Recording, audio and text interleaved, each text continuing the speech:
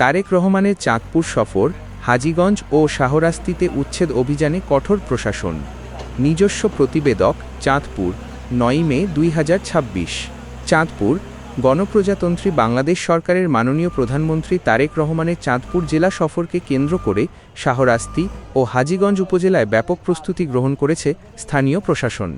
এই সফরকে নির্বিঘ্ন ও সুন্দর করতে বিশেষ করে সড়ক ও জনপথ বিভাগের জায়গা এবং ফুটপাতে গড়ে ওঠা অবৈধ স্থাপনা উচ্ছেদে জোরালো অভিযান অব্যাহত রয়েছে।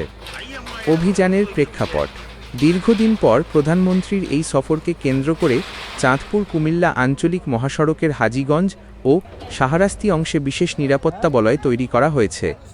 যাতায়াত ব্যবস্থা নির্বিঘ্ন করতে রাস্তার দুই পাশের অবৈধ দোকানপাট, অস্থায়ী স্থাপনা এবং বিলবোর্ড অপসারণে মাঠে নেমেছে ভ্রাম্যমাণ আদালত।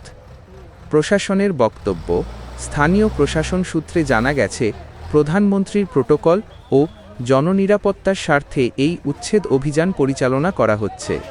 উচ্ছেদ অভিযানে নেতৃত্ব দেওয়া একজন নির্বাহী ম্যাজিস্ট্রেট জানান, মাননীয় প্রধানমন্ত্রীর আগমন আমাদের জন্য অত্যন্ত গর্বের।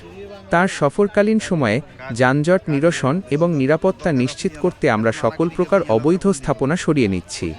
জনস্বার্থে এই অভিযান সফর শেষ হওয়া পর্যন্ত বলবৎ থাকবে। জনসাধারণের প্রতিক্রিয়া। সরেজমিনে দেখা গেছে, শাহরাস্তি ও হাজীগঞ্জের প্রধান বাজার এলাকাগুলোতে অবৈধ দখলদারদের উচ্ছেদ করায় সাধারণ মানুষের মাঝে মিশ্র প্রতিক্রিয়া দেখা দিয়েছে।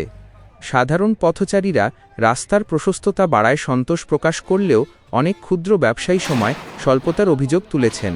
তবে দলীয় নেতাকর্মী ও সাধারণ জনগণের মাঝে প্রধানমন্ত্রীর আগমনকে কেন্দ্র করে ব্যাপক উৎসাহ উদ্দীপনা বিরাজ করছে। নিরাপত্তা ব্যবস্থা। সফরকে কেন্দ্র করে শাহরাস্তি ও হাজীগঞ্জ এলাকায় আইন শৃঙ্খলা রক্ষাকারী বাহিনীর অতিরিক্ত সদস্য মোতায়েন করা হয়েছে।